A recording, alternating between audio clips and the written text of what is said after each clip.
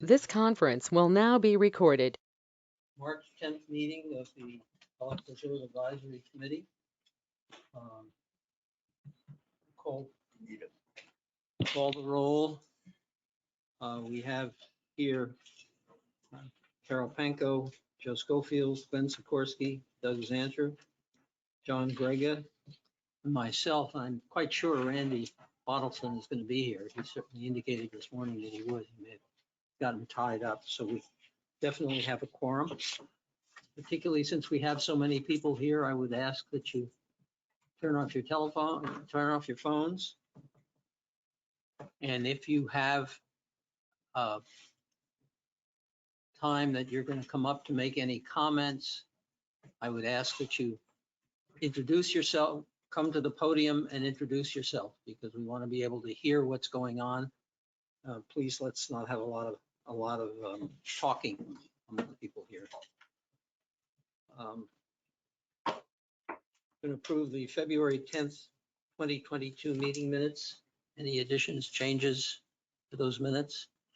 I'd entertain a motion to approve the minutes then as currently revised. So moved. So moved. Do we have a second? Second. Moved by Carol, seconded by Doug. Any further discussion? All in favor? Aye. Okay. Note in the minutes that Mr. Bottleson has arrived. Okay. We have a lot of knotty questions to deal with today. So we need to get started on them. First is boardwalk access limitations.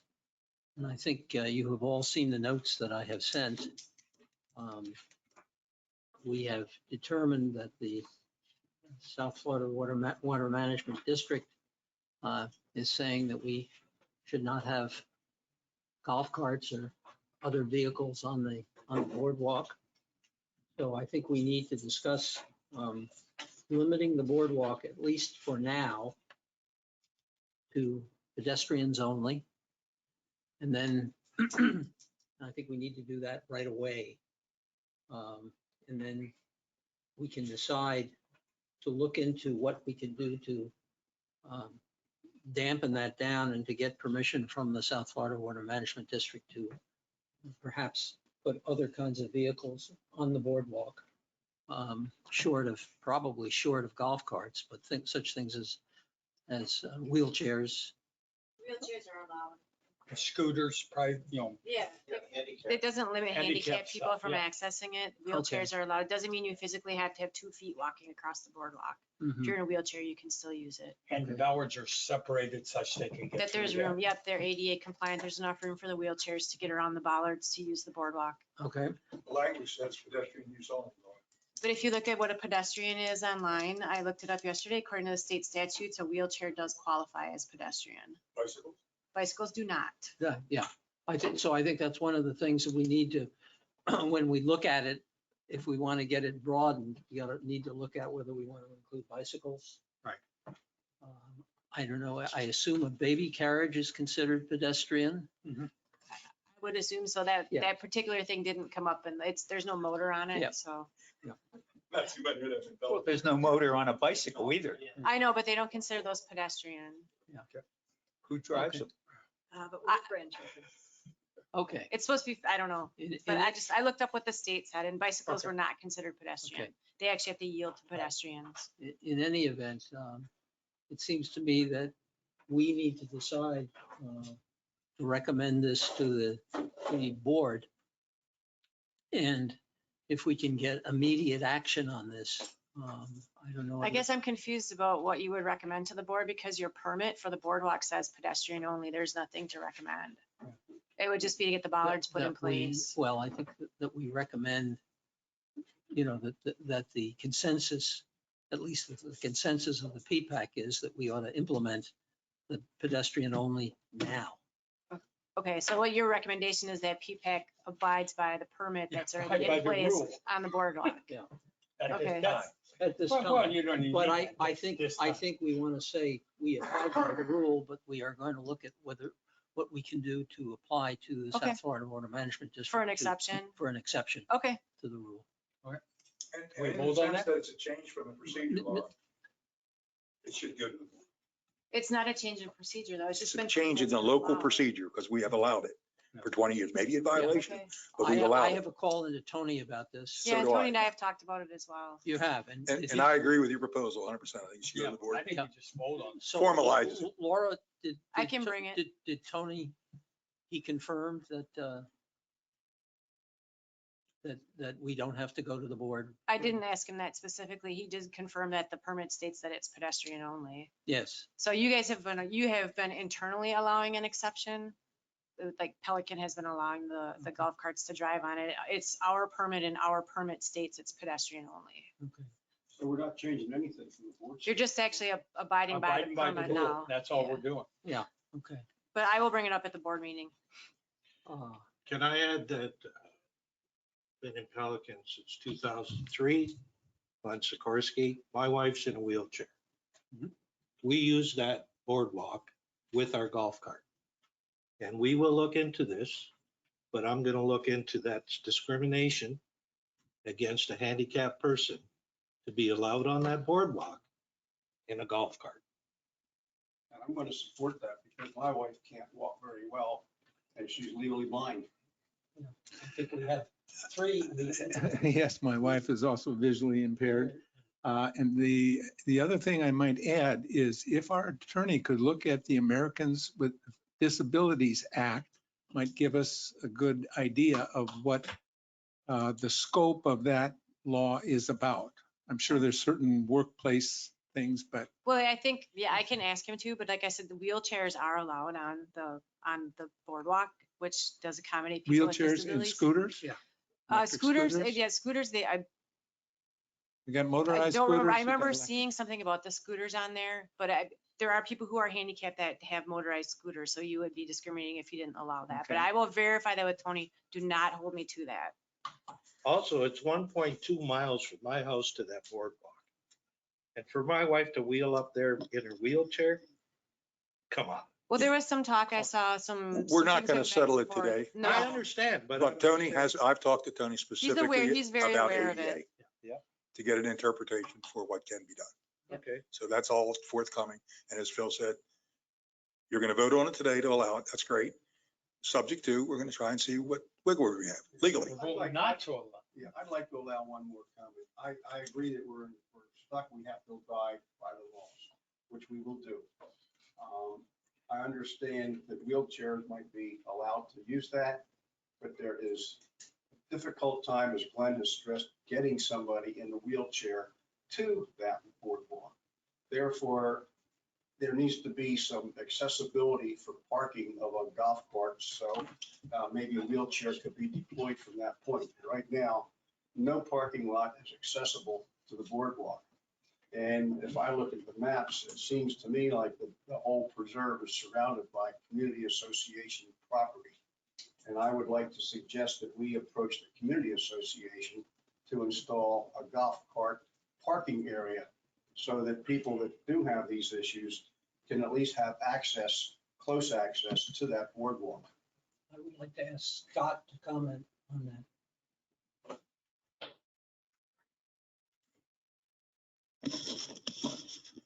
Scott Charnock, property manager, Pelican Preserve. Just so you're all aware, the property or the green space around the cart paths next to the preserve are actually part of the preserve plat. So that is actually owned by the district. So part of my presentation today was to bring up to the committee about an opportunity we have about adding parking and also adding bike racks because bicyclists are not allowed on the boardwalk either, according to how the permit's currently written.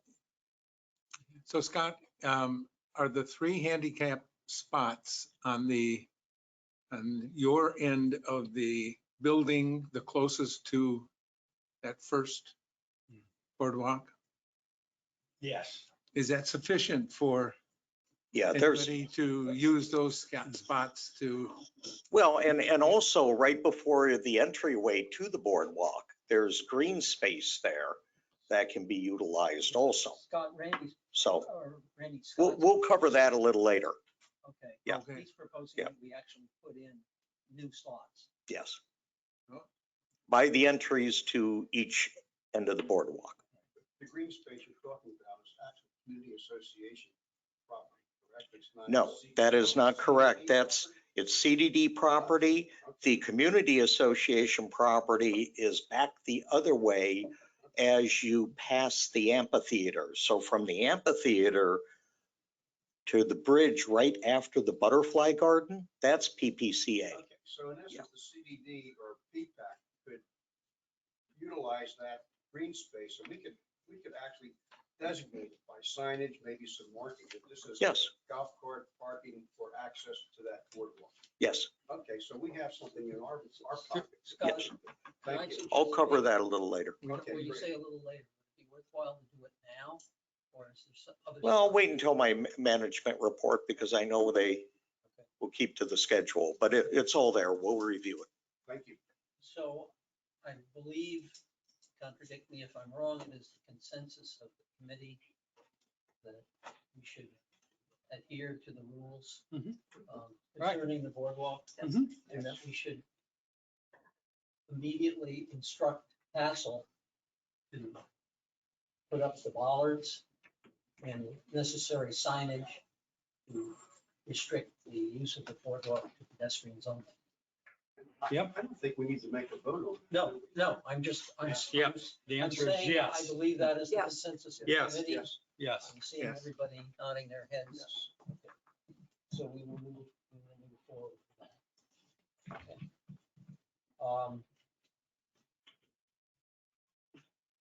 Resolution 218-04. Scott, do you want to give us a little background on, you know, we had passed something having to do with this, but it came out wrong. So let's try it again. Yes, that had to do with the equipment on golf carts as far as turn signals, lights.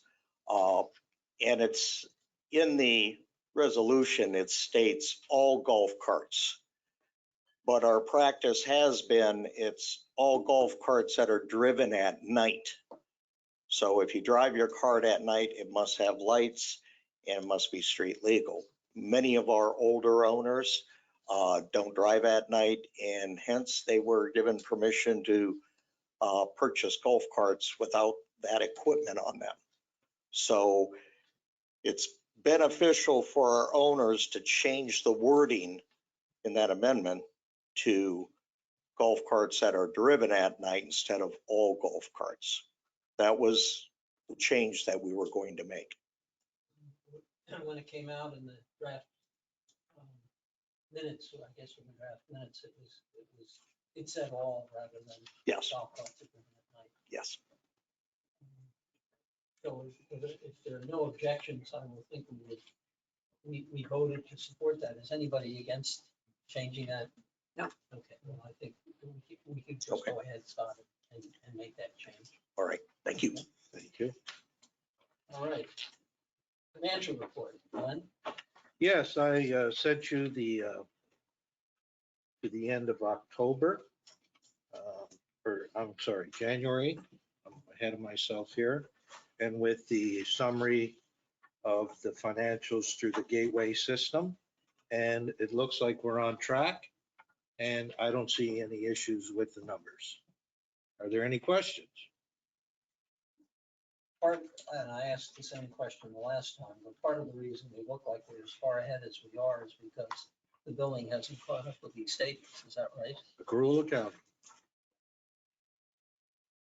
Yes. So we don't, do we ever see real numbers except at the end of the year?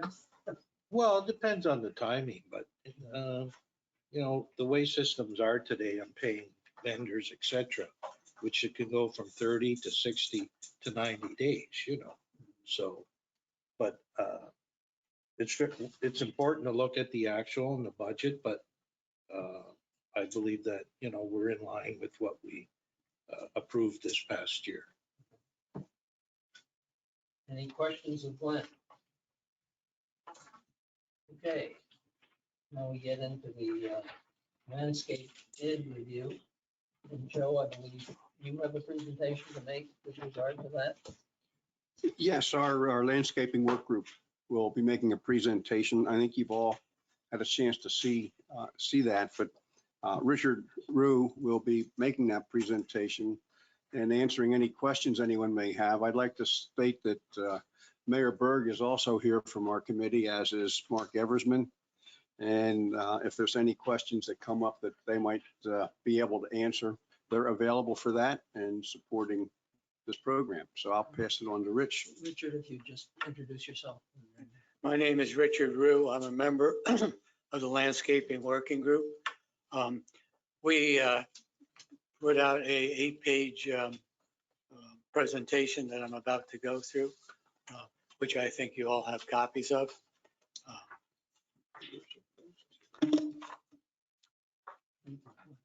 And I have to say, they aren't in here. It's on the screen. Okay. And they were sent to us. Yeah, we have a soft copy on the phone. George has sent us copies. Yep. And is there enough time to go through all the 8 slides? It's up to you, Mr. Chairperson. Try and go through them. Okay. reasonably quickly. Will do. Recap. Okay. You got 30 seconds. We'll do better than that. I override you all. We put 40 hours into this. We deserve it. In a way of background, you all will remember that the bids were opened on the 14th of February, and we received 3 bids. Once the paperwork was submitted, the landscape working group, the 4 of us that were mentioned, went through the steps that were shown here. We carefully reviewed all of the paperwork that had been submitted. We contacted all of the firm's references, and we have formulated questions and contacted each of the firms and discussed our questions with them. From a committee perspective, when we were in discussions with the firms, we wanted to make sure of the completeness of their proposals. Want to make sure that the bidders were accepting of the irrigation water source, that where the irrigation water will come from another contractor, because that was an issue in the pre-bid conference.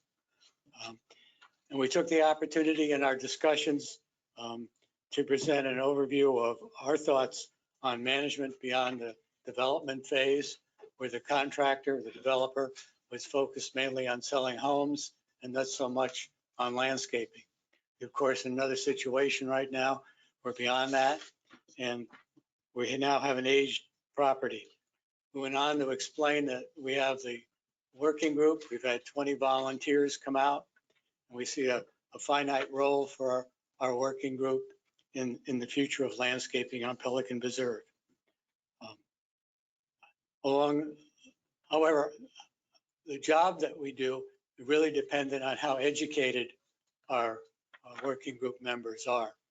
So along that line, we talked to the bidders about their willingness to participate in inspections and therefore the education of our working group members, their willingness to be involved in a ticketing system where we could flag potential or actual problems to get them resolved, to develop some metrics, and to just generally improve the performance on the contract.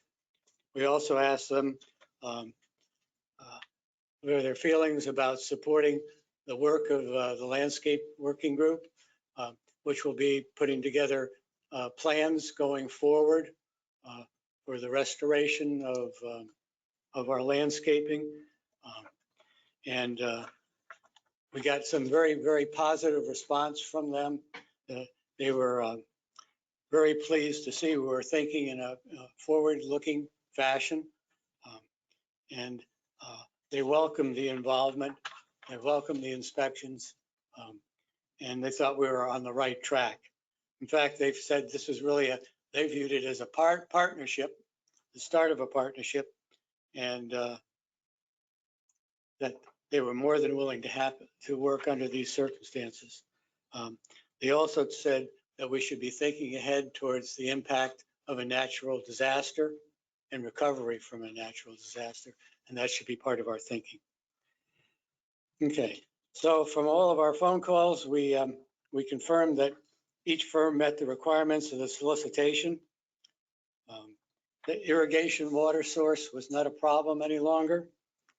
That each firm welcomed inspections, member education, development of 5-year plans for landscape improvements. And each was willing to participate in a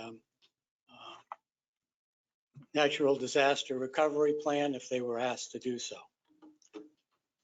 So our discussions with the firms were very beneficial. The next page just is a summary of the bid pricing that was received on the 14th of November, 14th of February rather. If you looked on the right-hand columns, you'll see 3-year totals. And you'll notice as you run your eyeballs up and down the column, that the low price bidder was Ameriscape, bidding a price of $1,634,000. If you look at the top entry, which is Brightview, you'll see that their 3-year total was approximately $30,000 more. And if you look at the middle information, the firm was Mainscape, and their value was approximately $200,000 higher than the low bidder. The next pages quickly walk you through key discussions that we had with each of the firms. When we talked to Ameriscape, obviously, there was a low bidder. There were also the incumbent. And they confirmed that the current contracts they have, and there are 4 of those, will be folded into the new contract. And the new contract also included some enhancements, such as the way irrigation repairs are being handled. They confirmed that their pricing covered all the work to be done, and it was reflective of today's labor and materials markets. Within their proposal, we noted that they proposed twice the required mulching, putting down the pine straw mulch 2 times a year. They reported they did that because they thought that would improve the appearance of the property. That could still be negotiated out before the contract is awarded if the district feels that the single mulching that's called out in the request for proposal is correct, and that would give approximately $30,000 savings each year, or essentially $90,000 over the course of the 3-year contract. So that's something still to be worked. Okay. Finally, as an inducement to attract us, they waived any escalation between years 1 and 2, and they kept the escalation between years 2 and 3 to a modest 3%.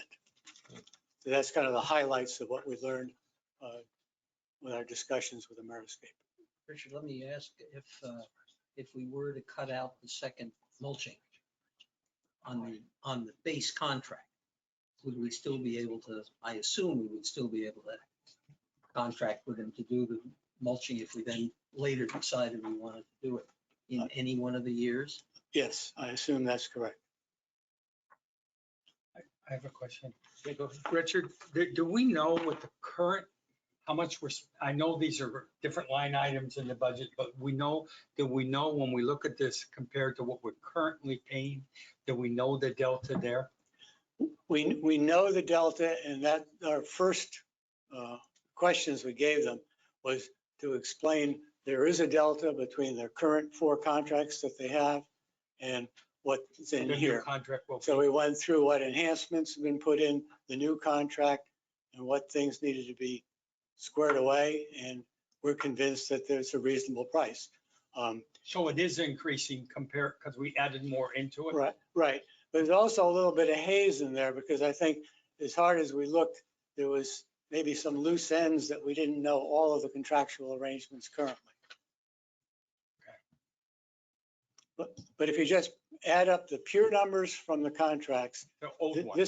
the old ones, this one will total up higher. What's- But there are some new requirements. What is the amount of the delta? I don't remember what it is exactly.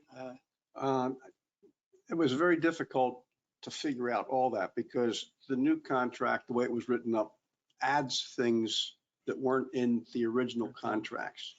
So we have a contract that was about $310,000 a year. And that didn't include many things that are now included in the new contract. And as Richard said, it is a little bit foggy to figure out exactly what the minute details would be in that. That was something we tried to do. We can only do that with Ameriscape because the other folks were not involved with that. But looking at all the three bids being in about the same range, our determination was that everybody had a good insight as to what was required. The pricing was in the range that whether we liked it or not, that's what it was going to be. And we had to understand also that these old contracts, some of them went back to, I think, 2016. And it was 3% increase, 3% increase. If that was accurate or not accurate, this was an opportunity, unfortunately, to for the one supplier to maybe say, geez, I haven't been doing what I want and I'm going to get to the current standards, but they sure didn't exceed what the other folks did. So I think.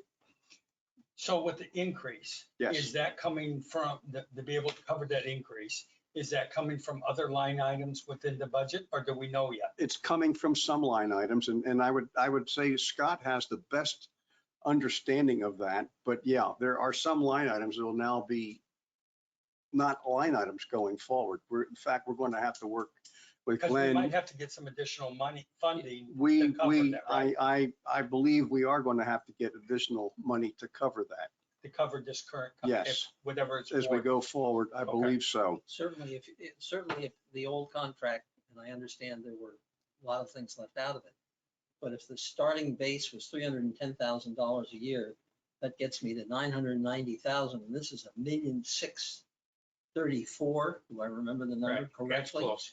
That's a hell of an increase. Yes, it is.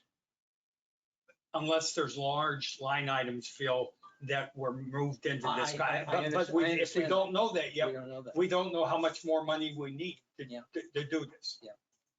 Okay. Go ahead, Richard. All right. Let me move on to Brightview.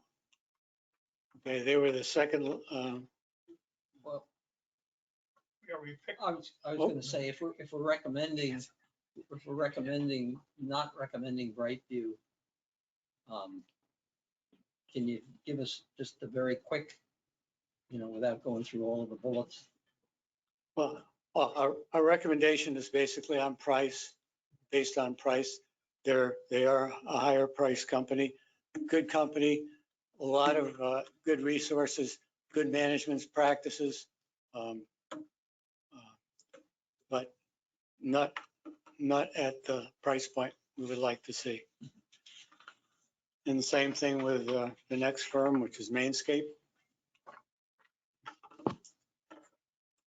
Same general argument.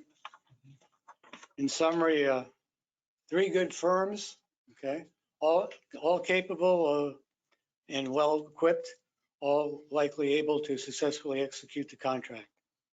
All the firms offered an environment of openness and collaboration. Looks like we can be quite successful working with them and improving the landscape at Pelican Preserve. The recommendation, though, is based on price, Ameriscape being the low price bidder. And that, of course, would provide us with some collateral benefit of their existing management structure and their workforce and their long-term experience with Pelican Preserve.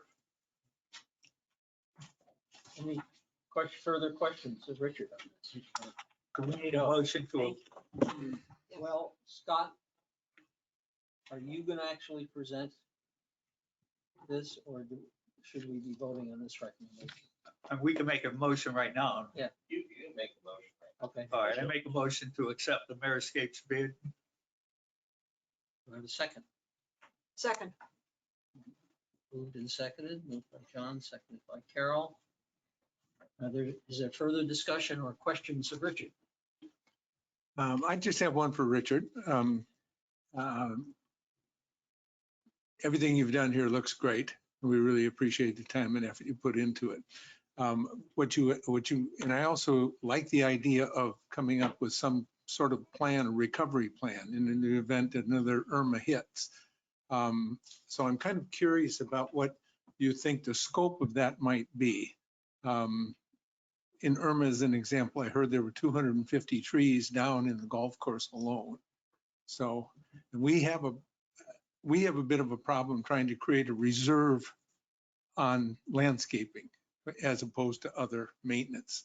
So is there some way that you could come up with what you think is a reasonable figure that to start with?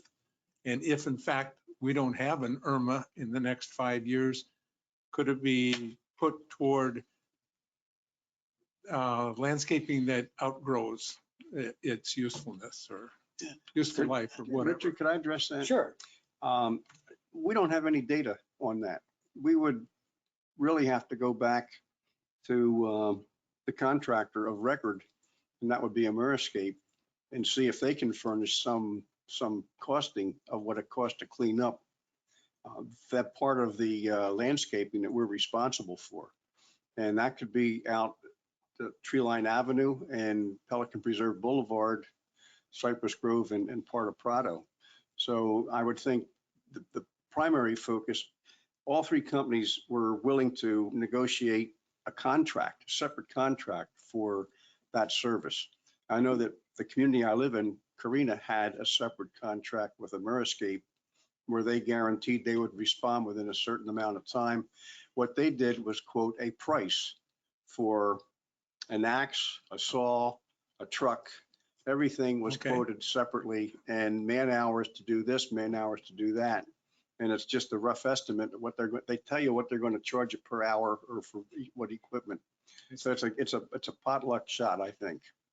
And we can certainly start that process once we get through this. But understand, our focus was a contract.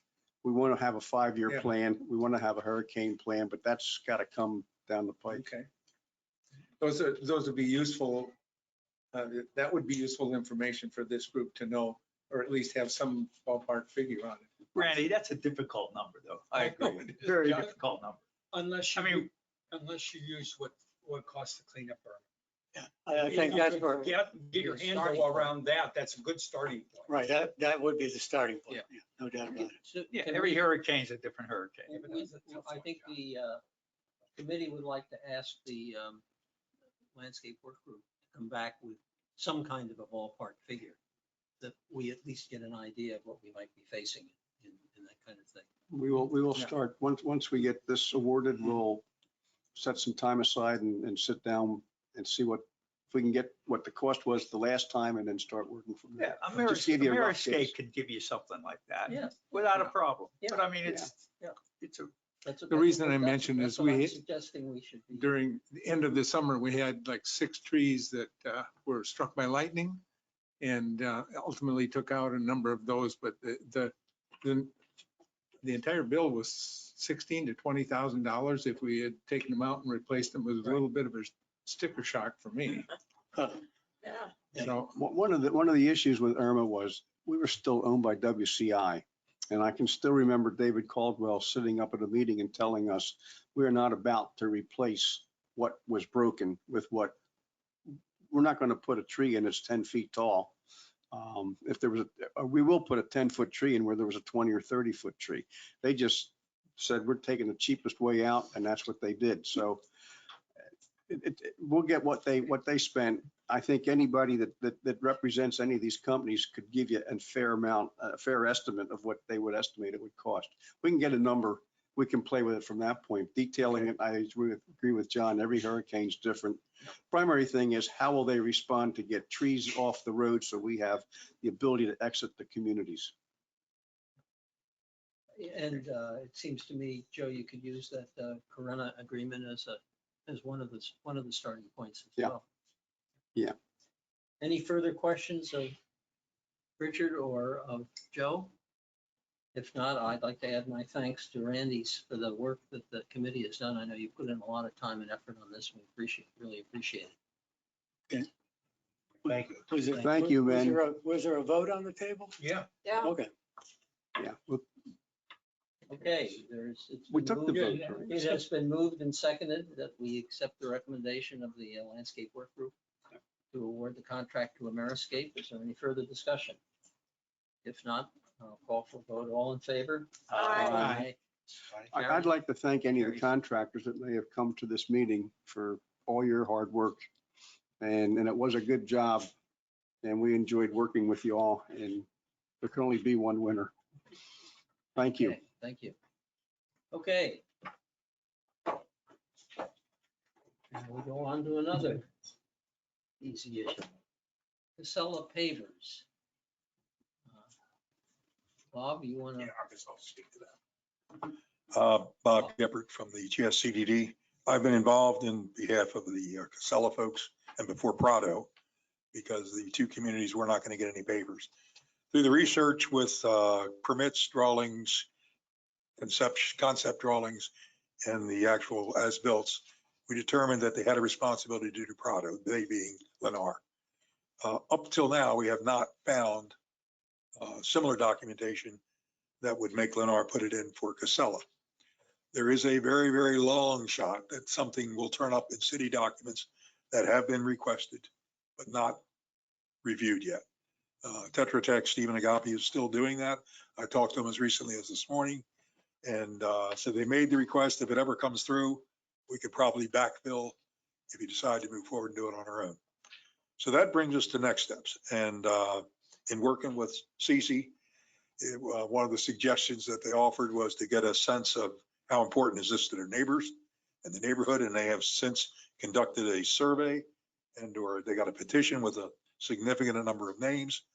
So where it comes down to absent charging Lennar, does PPAC want to assume that responsibility for putting in pavers for Casella? That's what it comes down to. And do we know how much that would cost?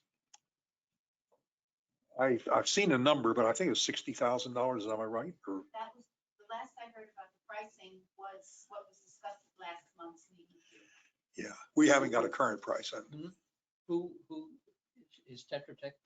Stephen Agapi's doing that, and he knows exactly what Lennar paid for Prado. Okay, so he is looking at the pricing. We have not asked him to do that yet, because if that's a contingent on the decision, we'll certainly do that. I would certainly think so. Before we make any kind of a decision, I think we have Okay. to know how much it's going to cost us. So that would be the next step then. But I just do lay it all on the table. That's where we are. If PPAC doesn't fund it, then it's not going to be funded unless the residents pay for it. And Cece, you can certainly come up and talk. But I have not asked for an actual cost from them, but I'd be happy to do that. Well, I'm Cece Haas from Casella, representing the entire Casella community. The question I have is there anything, I have the original documents of the petition if you want them. And secondly, is there anything else that we as a community can do to assist what Bob's doing, or contact with Tetra Tech or whoever? We're happy to get involved in any way that you deem what might be helpful. Oh, they're raising money. Yeah. Well, I mean, it seems well, to that's me the we- last it seems straw. to me we've got to complete this look that Stephen is doing to see whether there's anything that turns up that points It's the been finger, painfully slow. that points the finger at Lennar. And the other thing we need to certainly know is what it would cost if we were to do it or somebody else was to do it. John, you had. How many homeowners are in Casella? There are 196 units total. Out of curiosity, what is your budget for the HOA? If, let's assume you had to do it I hear you. to get it done before we can reimburse you, if we were able to reimburse you. We are 4 separate communities with with Casella 1, 2, 3, and 4, plus the Casella Master, which serves our pool. So it's not quite one budget. It's a little more And complicated. do all of you want the pavers? Yes, we have 85% of the owners have signed this petition. All four, and that's Of all the four And COAs. being on my own HOA, Yes. sometimes we just do it to get it done and then try to get the money for Well, that's one it. way. Is that something you would be willing to do if it takes time to get all our act together? I can't speak for everyone. I haven't reached out. There are other representatives here from Casella 1 and from Casella 4. I think the answer is going to be, we'd rather see what we can get administratively, municipally through this So you're willing to organization. take the time that it takes us Yeah. to get through this? Yes, I think that's our general position. I mean, Lennar, we're the only guys that didn't get it. Oh, I agree You with know. you. I mean, I think they're well worthwhile to put in. Yeah, I am sure our HOA would end up doing it. and I don't think it's just aesthetic. It has to do with a little bit of traffic slowing as people enter the community. Just, It's a nice look too. It is. Yeah. I agree.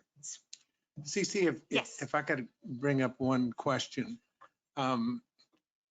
We get a lot of complaints about the rumble strips in I know you on do. Benito Drive. And we had recently a golf cart manufacturer, or I should say a salesperson from a company in Naples that also told a number of our residents that pavers, because they're uneven, might be potentially an issue for golf carts. Is there any kind of, the last thing we want is another situation where we're getting, someone from a neighborhood. Well, I understand your question, but we're, what, 35 communities? So there are already 34 with these pavers, plus the entrance off tree line, plus going into the club. So I think- Pavers do not have to be that uneven to affect golf carts. Yeah, he actually, I talked to the man. I and he guess said that it- there's maybe country clubs more that's so, taking- how did you frame the question to the residents for this survey? Could you just share that with us? Yes, we basically, what we did is said, we are the only community that didn't get the pavers that were promised by Lennar, that were indicated in our sales pitches by, the sales team when we all bought our brand new homes. And that it doesn't look like they're going to do them, that there was a legal loophole. Looks like Lennar was perhaps able to get around. And so because we are involved with Gateway, who's responsible for our roads, who maintains our roads, there may be a way that through the PPAC's support, that perhaps this could be funded through our Gateway funds that we all contribute to. And we ask people, are you interested? And these are the signatures. So you feel like you got an overwhelming, 85%, and some people, a couple of houses are between ownership, people, we couldn't Sure. find them, they're out of town, whatever. We got 85%. and any negative comments at all that you think? One woman said no. I don't know why, I didn't question her why. Okay. Okay. I may be sounding overcautious on this, but No, I understand, sir. I don't want to be cavalier about this, but it strikes me that the cost per resident, if you picked up the entire tab, would be about $300 Per resident. per resident. So that would be something to keep in mind. It In will any be, event, it will be something we'll keep Yeah. in mind. Okay, so we're going to be looking for a cost estimate I'll have it by next week. and also the, And I'll see if I get the city to get that resolved. yes, Do you want the original? I don't think, Okay, second question, would it be okay with you if I just asked if the other two Casella people have anything else to say? Is that okay with you? yeah, well, let's Brian make from it. Casella One, make it any short. comments? Terry? No, no further Okay. comments. Thank you. Thank you, CC. Before we leave this issue, Yes. would it be funded if we do approve through our reserves? Think that- Or do we have to go wait to budget line item for I would think this would be through the reserves. I think. reserves? I think we can make the argument that it's a reserve type Okay. of expenditure. Anybody else? Thoughts on that? If you recall in the past, we voted on roads in particular, generally speaking, that those that had defects or structural issues would be sort of a understood replacement, and that aesthetics would be maybe more on the part of the HOA. So we need to, I think about that if it falls into that. This is not seal coating, and I think there's certainly a great case to be made for making things consistent within the whole community, but we have had these discussions in the past. I have one question. I know the folks over there are passionate about this, but can we spend money, taxpayer money, for that type of a project? But I don't have an answer for that right now. Yeah, It's something Laura, I'd like to think about. would you have- Get more of the information relative to the cost and so forth, but. Your taxpayers. This is taxpayer money. The Casella residents are also taxpayers. Yeah, we understand that. We've had some incidents with landscaping where property was taken care of by the developer. But recently, we've discovered that those properties are not within CDD jurisdiction. And we have erroneously been paying for some of that work now, and we're not permitted to do it anymore because it's not CDD property. This is CDD. Well, this is CDD property, but yeah. I'm concerned that, I mean, I don't have a problem doing it. I feel we need to make sure we're using the taxpayer money in within our proper way. Just, is it? I think what we're asking really is for Pelican Preserve to be consistent, and since every single entry Yeah. is, sorry, Yeah. Brian Cohen from Casella One, sorry. What we're asking for is, You want Since- to introduce yourself? Brian Cohen, Casella One owner. With Pelican Preserve, all the entrances to all the different communities have these pavers, except Casella. And all we're asking is that our community be consistent within Pelican, which not only keeps Pelican Preserve as a consistent community, but also increases the values across the board. Otherwise, it feels like, and it seems like Casella has been left out of all of Pelican Preserve. And that's all we're really asking for. So understand your question of, is it legal for the whole thing from the CDD? But I think it's not just our community, it's the Pelican Preserve community that we're looking to stay consistent. Thank you, Brian. Thank you. Just one more consideration, perhaps. Would it make sense for us to petition the entire community and see if they had interest in this? I wouldn't. Not at this time. No. Just, Time getting an agreement. yeah, okay, it just sounded like, okay, worth Okay, asking. well, let's leave it. I'd run Thank from you for that your one. Let's leave it. Thank you for your consideration. Let's leave it until we get the numbers. One could always possibly think of splitting the costs. Partially with Casella and She partially with agreed, us. she disagreed. Okay. All right, let's move on. Association manager report. Scott, you've got a number of things to lay on the table. I got all kinds of things today. Not yet. Coming up, though. But first of all, I'd like to introduce Mark Thompson. He is our site supervisor for Weiser. I just wanted him to come up and introduce himself, and so all of you know who he is. And I'm going to leave it up to him. Thank you. Hello, my name is Mark Thompson, and I'm obviously with the Weiser. I'm the new site supervisor here at Pelican. I started about a month ago. Some recent changes that we all kind of know about. There was some unruly employees that we had, and everybody found out about that the unfortunate way. 3 have been removed from here. So it's all positive. We've hired 3 new people, and they're all in training right now. Most of them have been with other companies, knowing that Weiser, they are truly the best out there. And I've been with a few of them. This is the best. So we're working towards bettering this place for everyone, communication's huge for us. I know we do get quite a few complaints when we're busy at the gate and it does get backed up a bit. The phones and you guys calling in is great and we love it. A lot of times we may not get to that voicemail by the time that resident or guest or vendor may be coming through. So we will try to call you guys, and that's just a double check instead of more of we just didn't confirm that. So if that comes up with anyone, we do apologize. We do miss things. It does get busy up there, as we can see the numbers that I think all of you should have in front of you. I was astonished.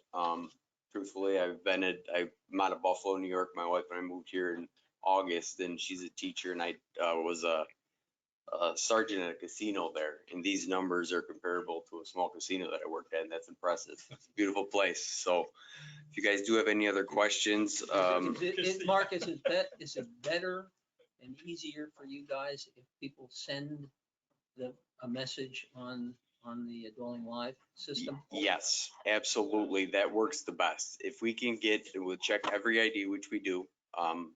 We should be, and that's what they're taught, check every ID. And if it goes with everyone communicating and coinciding with each other, we'll have everything. Check the ID. Yep, you're all set. Advanced Air, whatever company may be. Yep, they checked. Mr. and Mrs. So-and-so called in at that address. They're up there. Then the line goes really quickly. When we have to make a phone call after phone call and that line heads up, we do miss a few things as the voicemails come through. So after about 2 o'clock, there's only one person in the gate. It gets fairly busy still. So we're doing our best, and I just want to introduce myself. Scott, would it be worthwhile just highlighting again in the bulletin that if people would send these things in, it would help the situation at the gate? Just worthwhile to maybe put something in there. Also, sir, there has been a couple of times where there's a glitch in our Dwelling Live system. Yeah. And when that happens, it does back things up. It could be at least for that day, potentially, even if people say, I got somebody coming in for a week or month, we may have to catch that up. So we're doing our best as much as we can. With the people out there in the workforce, we're doing our best. So I appreciate everybody giving me your time, and any questions you do have. Again, my name is Mark Thompson. Yeah, I have a question. Sure. My name is Randy. I've just recently become more engaged with the safety and security work group. Okay. And I would personally like to spend some time observing and trying to understand what happens on a regular basis Sure. in the guardhouse. But is there any technology that maybe we could invest in terms of improvements that might avoid some of the breakdowns that, hit it. Hi, everybody. My name is Philip Schofield. I'm a vice president for Weiser Security. So happen to be here, and I can answer those questions for him. So, okay. First of all, Dwelling Live is a very, very, very good program. It's a very good visitor management tool. But if the residents don't use it, it's not good.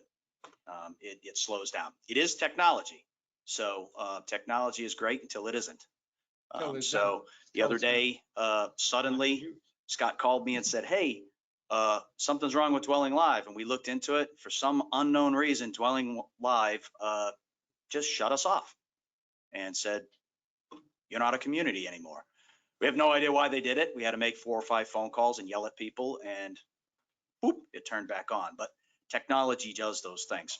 I can share with you a few things that are out there that may speed up what you do. And this would be something for Scott to look into and, get pricing on. I can't give it to you off the top of my head, but I serve another community called the Colony. It's down in Bonita Springs. Pelican Landing is part of Pelican Landing. And there's 3 gates there, and they try to speed up the entries if they could. So there are some things that you can put. They put what's called a QR scanner in the residential lane. And so if you have a pass with the barcode on it, you can hold it underneath that QR scanner and scan yourself in. You don't have to wait in the guest line. We have what's called an Easy Pass. It's a QR code that a resident can send to their guests. It's a one-time use type thing where it pops up. It's like you ever go flying and you use your boarding pass and there's that QR code and you use it when you use same exact type of thing where they'll pull in and they'll hold it underneath a little scanner like you do at Walmart to scan your own stuff. And it will scan them in. It will notify the resident that their guest is here. It will be the last time that they can use it. So if they go back out and get milk, they'll have to get another QR code to get themselves back in the door. Doing that has sped up the guest line because of the 1 or 2 times that someone pulls up and says, "Hi, I'm here to see my friend Jim." What's Jim's last name? I don't know. Where does Jim live? I make a left when I go in here. Awesome. Do you have your ID? We'll try to look you up that way.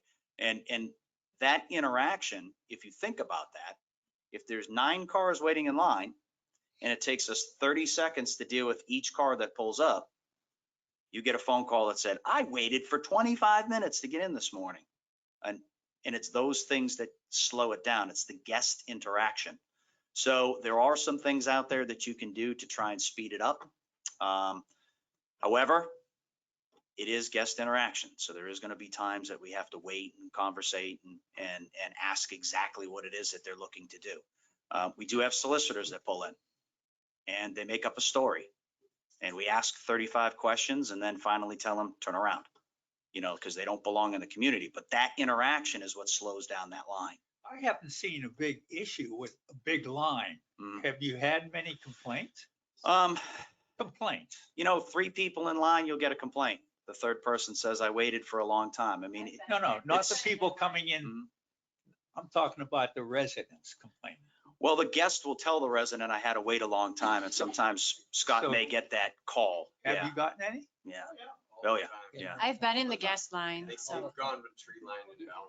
We have been, there are some busy times, and Dwelling Live actually can generate the reports and show you the busiest times.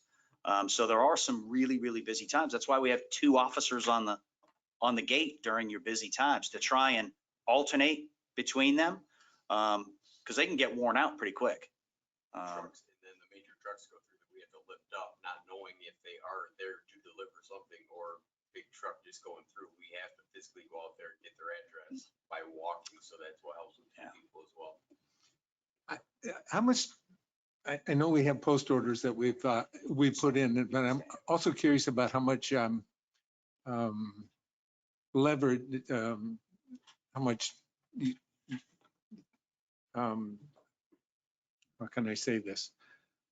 How much you allow your security officers to make a judgment call. I had a situation recently where I personally put in, a call to Dwelling Live, and I put the husband's name when he was coming. I found out later I got a call, and my friend had lost his driver's license, and so they wanted to know if I could let his wife into the community. I hadn't put down both their names. So is that something that the security officer, it is kind of a waste of time. And I had mixed feelings about it. I thought, they're doing the right thing, but. Well, we try to write the post orders so there is no gray.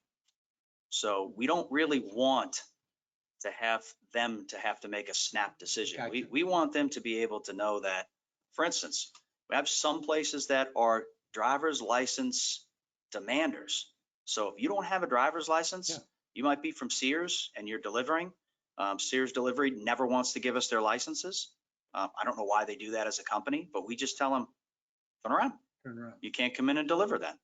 So maybe we need to communicate better what your expectations are when people either call in or or go online. The best thing that residents can do, and we'll say this until we're blue in the face, is use Dwelling Live.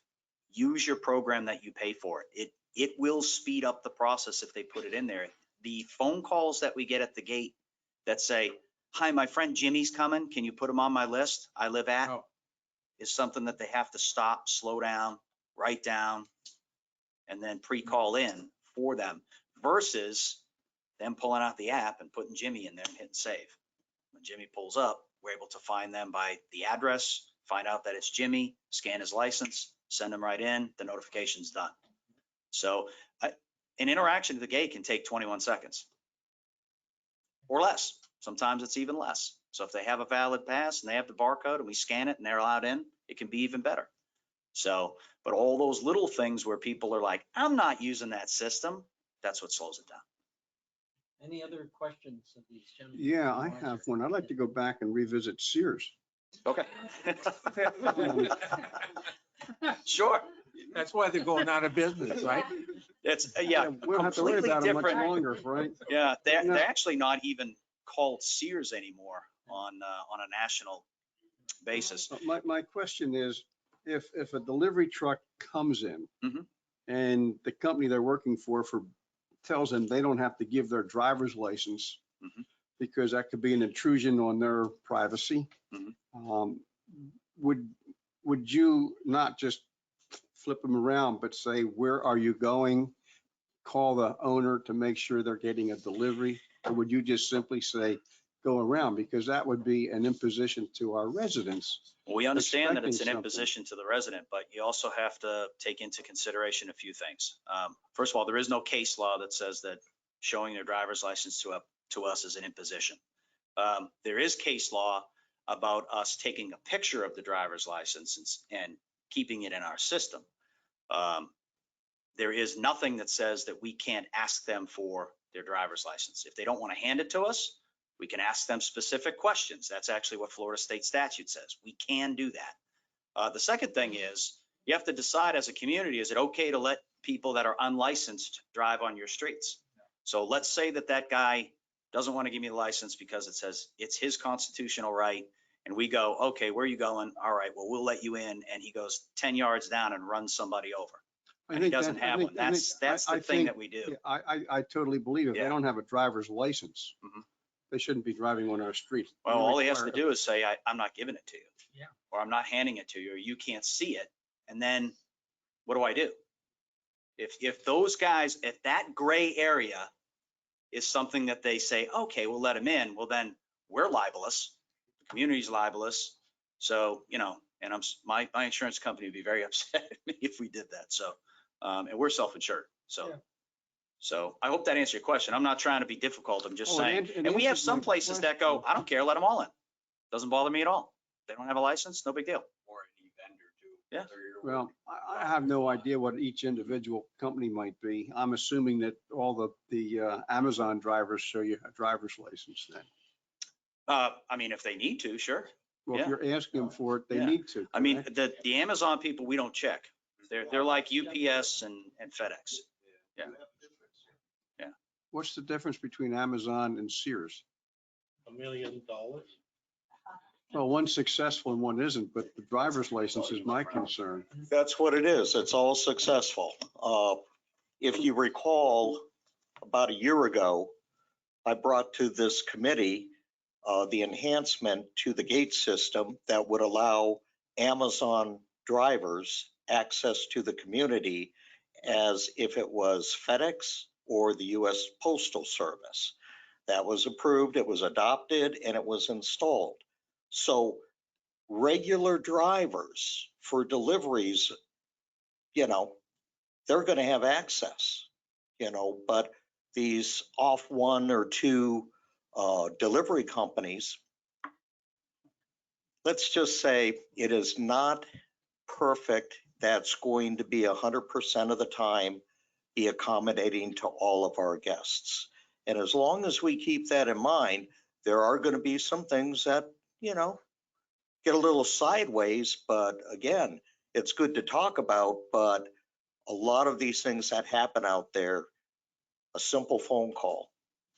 But if the driver and the guests don't know where they're going, don't know the last name of the owner, sorry.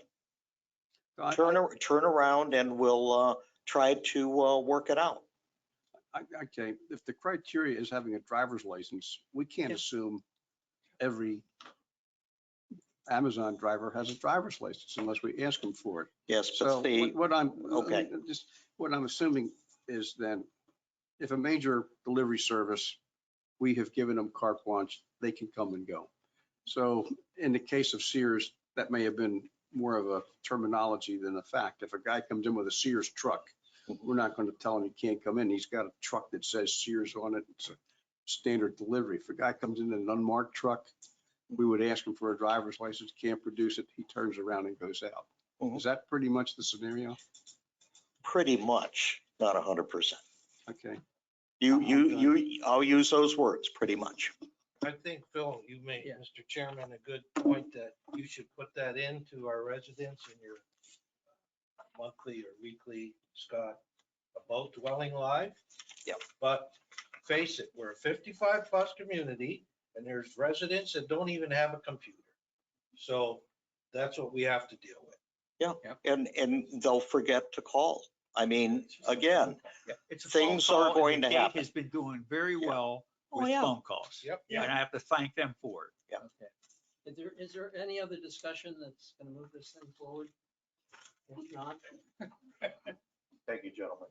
Get out of here. yes, thank you to the people from Wiser. We appreciate it. You're doing good work and we expect it to get a little better each day. Yeah, the only time I wish I worked for a controlled access company, when they get excused before I do. But we get to get. You're Thank you. excused. All right. First of all, let's, okay. I bet you are. First of all, let's talk about the numbers on landscaping. You know, if you go into our budget, you total up all the landscaping lines, it's over $560,000 a year that we spend on landscaping. So what Joe and his committee were saying is you cannot compare apples to apples. But that $1.6 million budget is for 3 years. So if you take 560, multiply it by 3, and include in the increases in pricing, it comes out within budget. What happens is that big number that we get on pine straw, we do it twice a year. So we get this big invoice twice a year. Well, you're not going to have that anymore. You're going to get it for 12 months, but you're still going to get it installed twice a year. That is the difference in the numbers. So if you're comparing, yeah, the numbers work out. That's not the issue. The issue is trying to read it within the expense lines in the current budget. So Do you think we would go to a summary line item then for that expense instead of all the categories we currently have? Or we'd have to? well, actually, we're going to modify that this year. Good, because we'll So. simplify that financially. Well, and again, it's like all minor repairs on irrigation. Right. Is covered, but your major irrigation repairs aren't covered. So your heads, your feeder lines, but if you have a check valve, if you have anything that has to do with tracking down electrical wiring, I mean, you're still going to need numbers in irrigation repairs.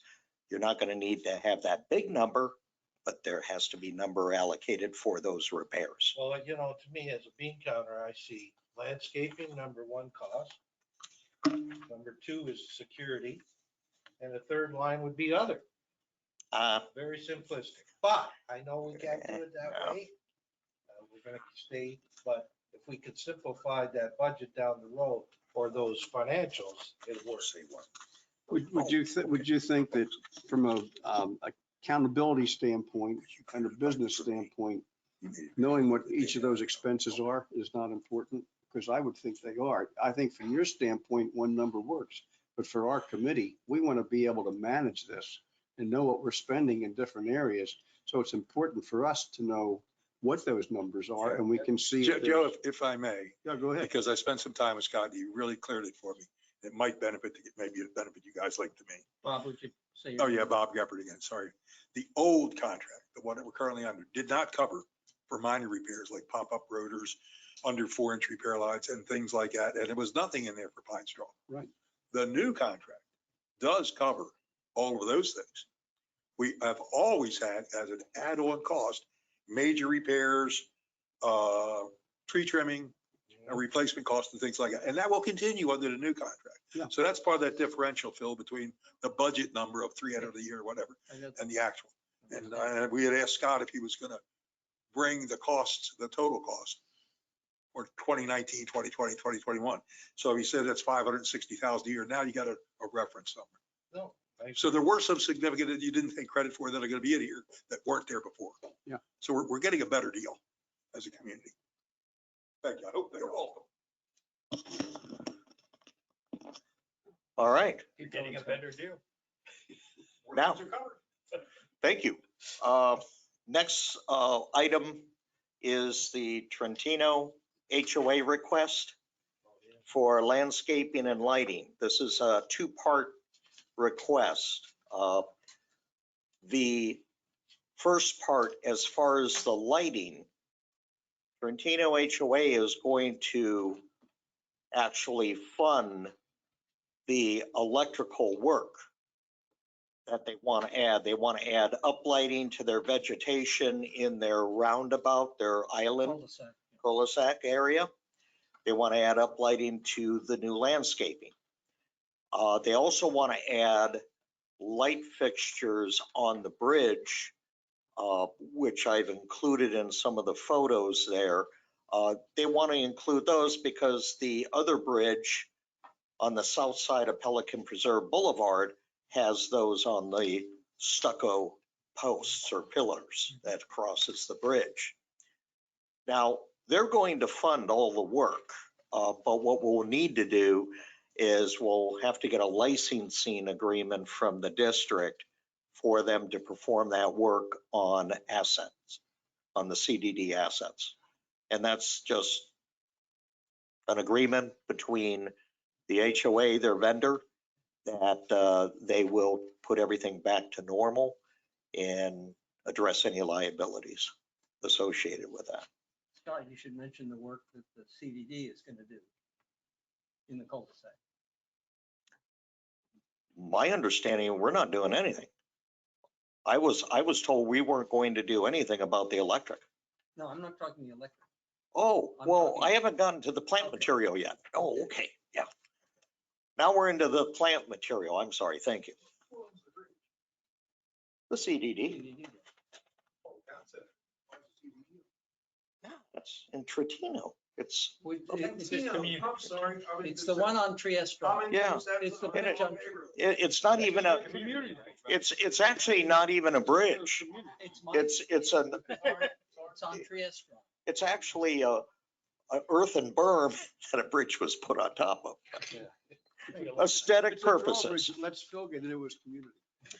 Now, I want to bring your attention to Sites Landscaping proposal for $1,306. As in the past, this committee has authorized up to $1,100 to neighborhoods that want to add additional plantings for those plantings that have died over the years. Now, they've already removed the dead plant material. They just want to install new. So if you look at this proposal, in the past, PPAC has approved everything except flowers. We have not, because they're annuals, we have not approved the flower expense in the past, but all of the plant material we've done in the past, and it does fall in line with our previous approvals in neighborhood association areas. I'd like to have the discussion of this as one big project. There's the lighting part of it, which is all going to be picked up, the tab's going to be picked up by the community, and then there's the landscaping part of it that Scott just mentioned. So I would ask for your questions or comments on the project. Carol? Yeah, so just let me understand, all they're asking us to recommend, all you're looking to us for is this landscaping amount? So the $1,306. Less, well, it's actually less than that. It's not flowers. We have to back out the flowers at $396. So you're $1,000. Yes. I'm asking for the approval of $1,000 for all the new plant material. And we've done this in the past for Yes. other communities? In other cul-de-sacs, yes. You can go right around the corner on Trentino or Toronto Court. It's right around the corner. And that's basically the kind of landscaping that we put in. Do we Then I need a don't have a motion for problem that? Yes, I think, Yes. I would think we do. You have in the past. I would think we do, and I think we would, the motion should probably include, maybe it's two motions, but include licensing for the community to do the work the community wants to do. That has to be two motions, Two probably. motions, probably. All right, I make a motion that the community get a license. Is that the way you want to word it? Yeah. To do the work that they propose. To do the work that they propose. I'll second that. Second, is there any discussion on that? I, by the way, am going to recuse myself from voting on these things because it's my community. And I should not be voting on it. Is there any discussion on licensing? If not, No. all in favor? Aye. Carries 6 to naught. Okay. And I make a motion to approve the plant material for the cul-de-sac. I'll second the motion, Minus the flower. minus the flowers. Should we say we're making that motion for $1,000, right?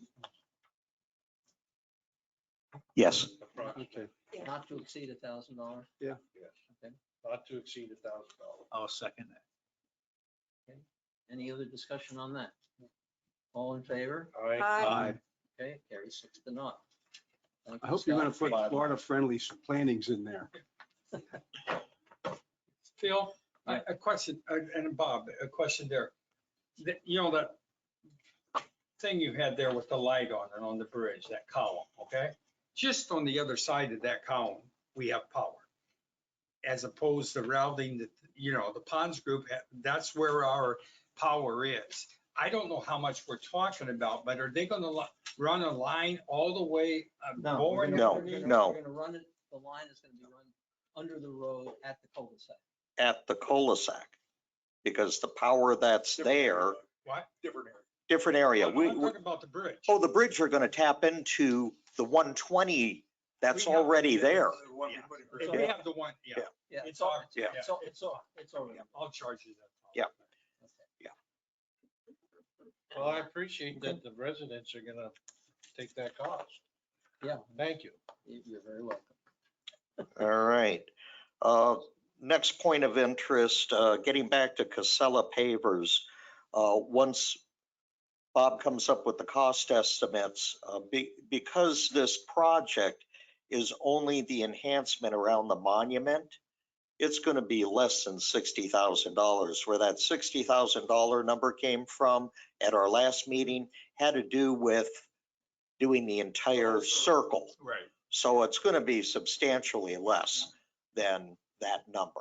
So, and if you look at any of your monument areas, check them out. There's not a lot of pavers there. Has to do with a little concrete border. You dig the asphalt out, you put the pavers in. But they all got it.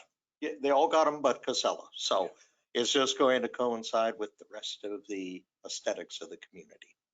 So that was one thing I wanted to bring up. The next part I do have a presentation for you all to look at.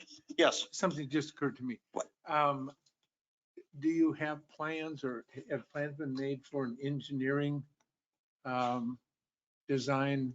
or That's what Tetra consultation? Tech is doing that Bob mentioned They're earlier. doing it currently? Yeah. Yeah. Investigating. They're The investigating. reason, We're still reason I investigating, trying to get Lennar to do it. Okay, the reason I bring this up is that we've also been talking about engaging another engineering consulting firm. Who was talking about that? And this is one, Randy, that Tetra Tech. would do. This is, Okay. That's already been involved. yeah, this is. They have been involved. Yeah, this is not. And, this is okay, not an The consultant was for SSW. for those small projects that are like $5,000 to $8,000. okay. Well, This is not what this project's going to take. A case might have been made that Tetra Tech should have been aware of the absence of the pavers. Yeah. To begin with. And that's something that I have discussed with them. Because really, had they, my opinion, had they done their job, they would have been there. Yeah. But somehow it fell through the cracks. Scott, proceed. Okay. Yes. All right. This is just an overview of the community from 10,000 feet. We've talked about collaboration between the PPCA and PPAC for several years now. And this will give our leadership groups the opportunity to take a look at some of our assets and what could be done in the future. Some of these areas have already been approved or being worked on in one way or another. So you can go ahead to the next slide. All right. As far as the members, you all have this plan in front of you on the screen or a hard copy. Again, as a reminder, this is an example. This is nothing that's written in stone. This is for us to discuss going forward and for us to plan as we come up onto the budget process that begins in April. So what I've done is I've taken both entities and their major assets, took a look at them based on their age and how long they've been in service, and walked it back into the community. So, as I said, some of these projects are already being worked on. Some of them have to do with monuments and, all right. This monument here this is out in front of Winn-Dixie. The Winn-Dixie monument, those are the original monuments put up by the developer. And the reason we're talking about that is what was mentioned earlier in the meeting is you look at the other communities, what they're doing. They're either changing their monuments, enhancing them, or they're relatively new, giving that wow effect, a entryway to a community that is new, is fresh. And some of our assets are 20 years old. So we need to be aware of that. Now, there's a discussion on these monuments out at Colonial if they're even needed. That's something that can be discussed in the future too. And then what would you do with that land? It makes up about, both sides of the street make up about 1.3 acres. So what are you going to do with that massive land if you remove the monuments? Do you landscape it? Do you sell it? What do you do with it? So a lot of things will need to be discussed about this area in the future. If you go to the next slide. This is the back side of the fountains. If any of you have been back there, we have a lot of places to put additional amenities, but this is owned by the CDD, so we can't do that. Scott, yes. when you say additional amenities, what? That was a pun. I'm sorry. Sorry about that. Scott, this area is also flooded all summer long. Well, yes, it is. Yeah, there's several low areas behind it because nobody ever sees it. So the grading never really needed to be corrected. So, and again, this is just the immense size of this area. And if you ever walk back there, it's not really soggy now, but by Monday it will be after our rain. So this is something that both PPAC and the PPCA can work together on, whether it's a subcommittee or an ad hoc committee, some joint collaboration there as we move forward. So just some thought. These are only discussion points, keep in mind. The fourth one down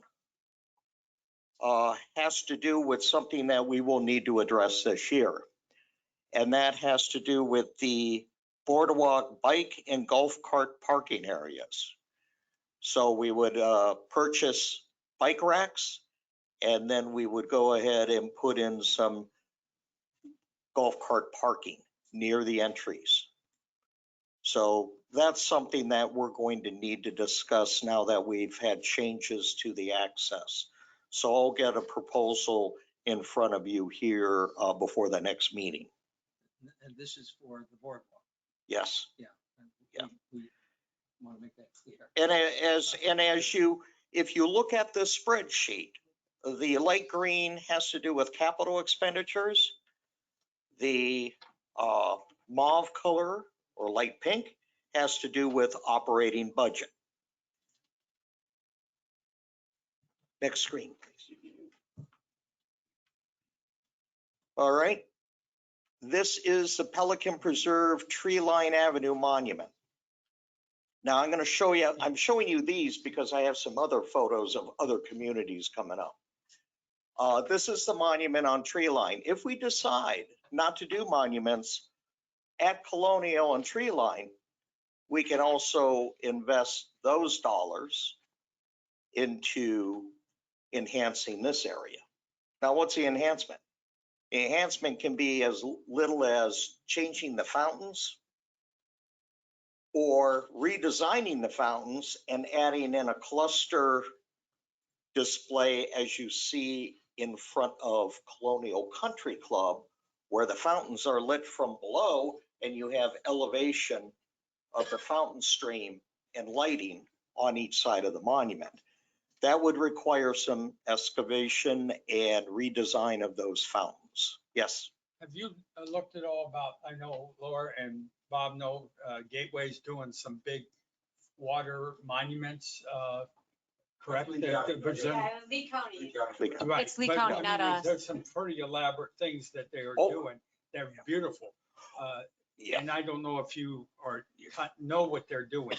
I don't know exactly what they're doing, but being around fountains for the past 20 years, it's all across the board. It's what do you want to spend and how are you going to fund it? So this is just to create discussion and to say, okay, let's look at how we're going to fund this. And most of this spreadsheet is through capital reserves. Next screen, please. Here's a close-up of those fountains. This is what our fountains do. They're bubblers. Should we enhance that? I would recommend that we do. Next. This is our center fountain. How many of you know that there's a center fountain in front of the flagpoles? Nope. Okay, well, guess what? You got to look for it. So this is an area right in front of our flagpoles that we could put something impressive. We don't even have to touch the other one where the monument is. We could keep that. We could always change the color palette. But here's an opportunity for us where really it serves no purpose. It doesn't look that nice either. Sorry to say. Next. Here's Colonial Country Club. Now, this is the one on Tree Line. This is not the one with their fountain. And the reason I wanted to show you this is because Colonial Country Club had the exact same color palette as we did last year. So what did they do? They left the structure, they changed their plant material, and they added a new color. Now, I can tell you with colors that are not earth tone, they are going to need a different maintenance schedule for cleaning because of the iron oxide in our irrigation water, and they're going to have to be painted more frequently. So that's something to consider, but I thought this was outstanding what they did. And if you go down Colonial and you look at that front area, they spent some good money there. Again, they had old plant material like we have out at our fountains, tore it all out and redid it. Next. Now, the most impressive one on Tree Line is, of course, Marina Bay. And if you look on the left, that is the front. Of course, they got that bubbler fountain that I'm not fond of, as you can tell. But to the left and to the right, they have a water feature. They have a waterfall wall. Very impressive. Expensive to build, expensive to maintain because of the heavy metals in our water. But it's a newer property, but I thought I'd show this to the committee so you're all aware of what could be done. That's it. That's it? Yeah. Oh, okay. That's it. Scott, There's brief, Chapter. brief question. Do you feel that the monuments today are decreasing the sale property of our homes here in Pelican Preserve? No, Then what? You don't have a budget yet for this. but- not at all. I assigned some numbers based and on So the purpose would be to, modernizing. Modernize the property. Yes, We're not competing with anybody No. in this. no. And so I'm you, looking at, our current system now, we feel is not modern enough. Well, and if you ask other residents, I would venture to say you'd hear the same thing as I'm hearing. Again, a discussion point. Now, what else is on this plan is areas of landscaping. And I think we all agree that from the Colonial Monument through the front entrance back to Pelican Preserve Boulevard, right before Cypress Grove, we need some work on our plant material. And I know Joe and the landscape committee are going to be working on that, but I wanted to assign some timeline and some estimated costs based on current pricing and the numbers of plants that would be required to replant these areas. well, I think we're interested in this. What I don't agree is, I'm just seeing this for the first time and we've been trying to work together. And where has that cooperation been? Well, that's why I'm presenting this. Why didn't I know this before this meeting, Scott? Because it's just Well, you know something I my put position together. on this exactly. Well, I mean, again, that's why I'm presenting it to the committee. You had is- the opportunity to present it to me recently. Joe, this covers a variety of areas Yes, it besides does. landscaping. There's 5 items on landscaping here. I understand that. Okay, we're in sync. Okay. I'm not. I believe that we discussed reserve study. Yeah. I think this would be a good opportunity this year to tie this into our reserve study, to see what we project for our reserve for now and into the future to cover these improvements or these costs. So I'm working with a couple of people on Laura too, because CDD is doing the same thing. And within the next month or two, we're gonna have a direction there. And we'll coordinate with Scott, I believe, on this to see how we can tie the two together, right? I think that's a very good idea. Let me go a step further here. Scott mentioned that these projects are of interest not only to PPAC, but also to the Community Association, the PPCA. And I believe that we ought to put together in some way, and I haven't thought this through, a way of working together with the PPCA on some of these projects. They may or may not have a financial interest in it, but there is PPCA landscaping on the property. The money is all coming out of the pockets of the residents of Pelican Preserve, whether it's a non-ad valorem taxes assessed by PPAC or whether it's assessments assessed by the PPCA. This is of interest to both groups. And I think that we may want to think about putting together some kind of a group that would represent both groups as we discuss these kinds of projects that are kind of all encompassing, that are of importance to both groups. And again, this is just merely an example. It is nothing that's written in stone. It's just a brainstorming. And you saw it first. The PPCA hasn't even seen this document.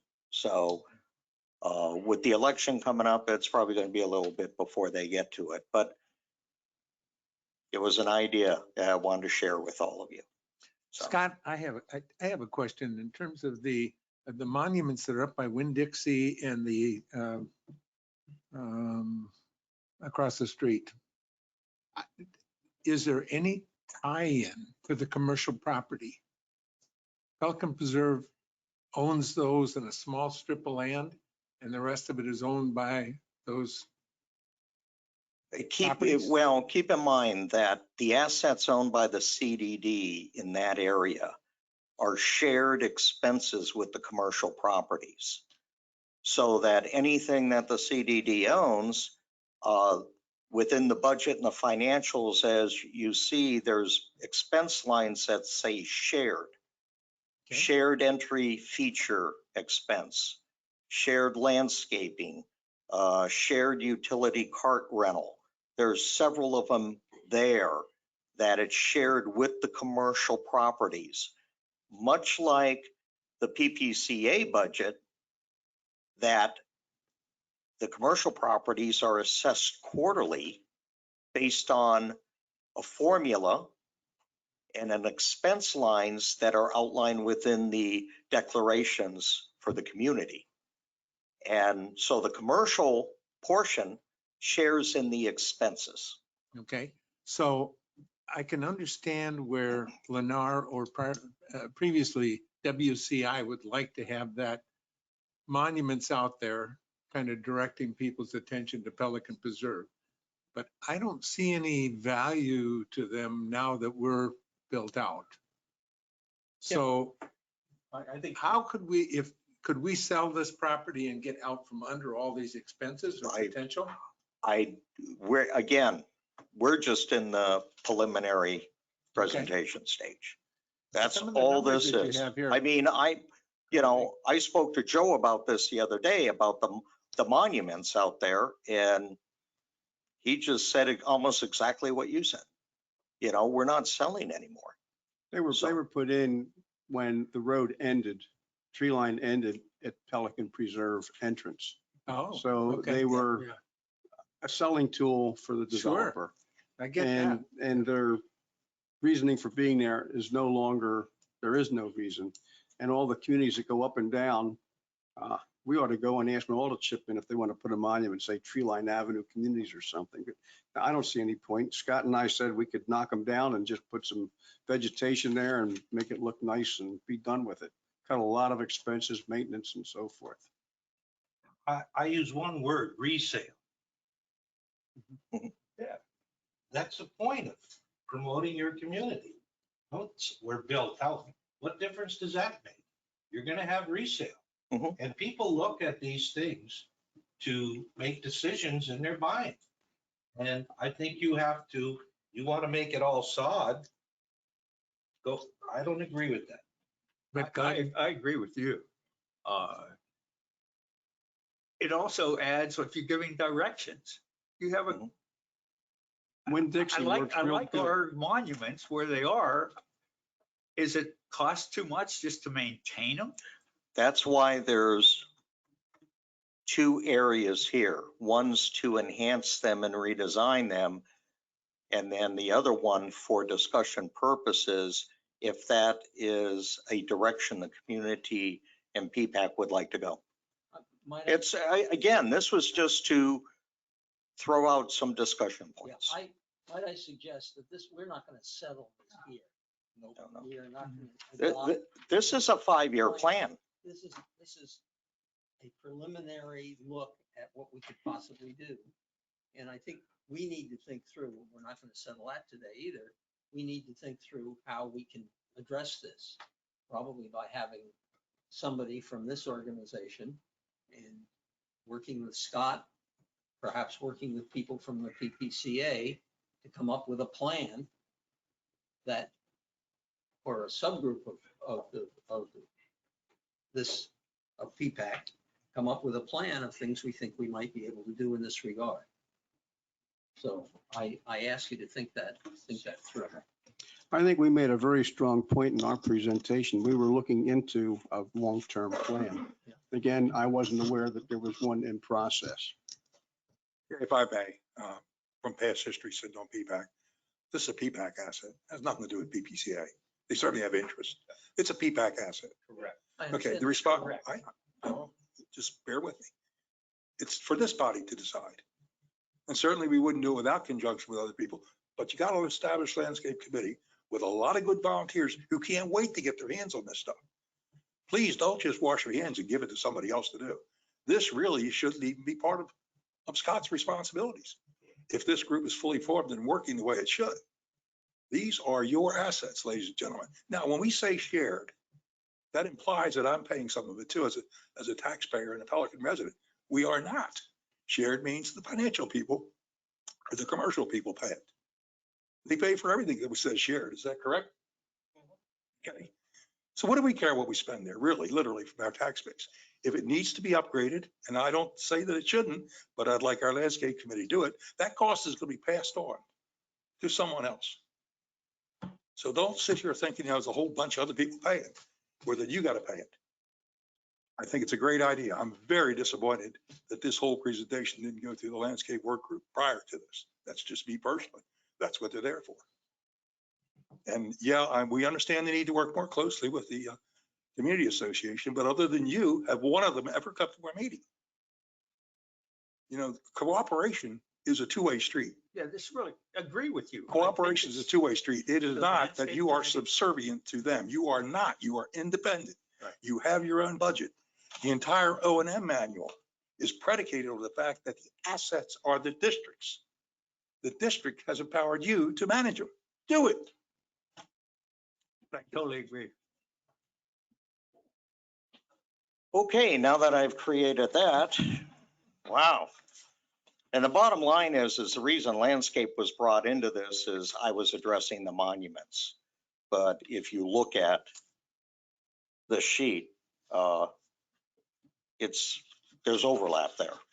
So again, decisions on this, design of this, plant material being used, whether it's going to be redesigned, painted, or whatever the final decision is going to be up to the committees and to this.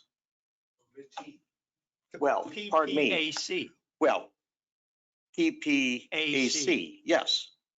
The committee, and then the other committees underneath, like Landscape Committee. And if so needed, somebody will look at monuments. But again, that's all this was for. Monuments are not part of the landscaping committee. We're just involved with landscaping. Right. But we should be involved with all the landscaping on CDD property. The monuments, Scott's absolutely correct, are a separate issue. So if this board, if go forward, wants to rebuild monuments, that's But it's the decision of the PPAC. group. That's the decision of Yes. this group, absolutely. Yes. And the only reason landscape got pulled in there was because if you look, all the monuments have landscaping. So something will have to be worked out with the landscape work group. We may want to have a monuments work group. My apologies if I got anybody's blood pressure up. Just an example. I forgot my blood pressure pill, Scott. I think I have some. Scott, do you have anything more? I do not unless the committee has any questions for me. This said lighting. Yeah. No. Yep. All right, ready to move on. Oh, by the way, John, real quick, how did you like the monument lighting? The LED lighting's fine. Okay. If anyone, that's on this plan too. All the monuments have old lighting and those bar lights are no longer manufactured, so we can't even get parts for them. So, as they rust out and go bad, we're going to LEDs. It doesn't have the same lighting effect, but it does brighten up the monuments. I think it makes the monuments look pretty good. And they've been added in areas throughout the community already. Thank you. I have one thought before we just go to something else. Monuments are a unique asset to the community. Developing a monument and how it's going to fit into the community also does involve what the landscaping that enhances the monument. So I think if we set a committee up for monuments, it should be we should be working with them and they should be working with us because there's a real close knit connection between that. And we're working on monuments right now to enhance some that we're working on and ready to present some designs to. So I think they go hand in hand. I would agree. I don't think you can do one without the other. Okay, let's go on to Farnsworth Group. Doug, do you have a Yeah, I just. quick report to give us? Quick report. I would just say a little bit and spend a little bit of time, since some of the comments were made today, from a budget standpoint, in that the gateway system is fabulous from an aspect. Phil, remember I sent you those 3 POs so you understood how the process worked. I highlighted there underneath downspouts, the 225 under purchase not billed. That's where those open POs got put. Okay, so if you go down to the bottom, 43% of my budget is we have issued POs but have not billed them. Do you see that 43% at the bottom? Yep. 31% is actually billed. And if you go to the bottom on the far right, 74% of the budget is accounted for. We've only used 31. We've only billed the vendors 31, but 43% we have open POs that will be billed against the rest of the year. I think this is an excellent way to look at the budget so that you can always see, even though you only spent 31%, you have another 43% that you issued POs for that are going to bill the rest of the year. It's just, I just look at this and say this, and Laura does this, and this is your system. I think it's a great system to look at budget compared to just looking at what we spent. Be able to see what, like Joe, with you're going to have a big number there that PO has been issued for the year, but the billing might be 0 to start with, and you can track it that way, and you know how much money you have left in that line item, how much is accounted for. So that's all I'll say to that. We're in good shape. Go to the next page. I'll just cover a couple of those things. I've already covered it twice. The drainage, we've completed Margarita between the homes. We've released 3 POs for Prado, and the HOA is engaged at Prado. I guess the only other thing is at the bottom, we'll talk about the sound barrier at Ravenna. We're still waiting for a contractor around the aerators in the parking lot. There's 5 aerators that make a lot of noise, and we're looking at putting a sound barrier around there. Any other questions? Any other questions of Doug? And if anyone has a way to fill the ponds up, that's the #1 complaint, that there's no water in the ponds. Wait till May. Yeah, right. Okay. Or June. Let's move on.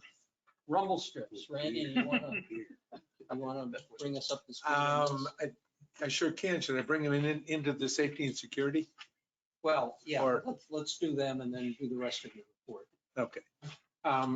Rumble strips first then. Or safety. Safety and security first, or rumble strips Rumble first? strips Okay. first. Let's do Rumble that. strips are a rather polarizing issue in the community, as I'm sure you all are aware of.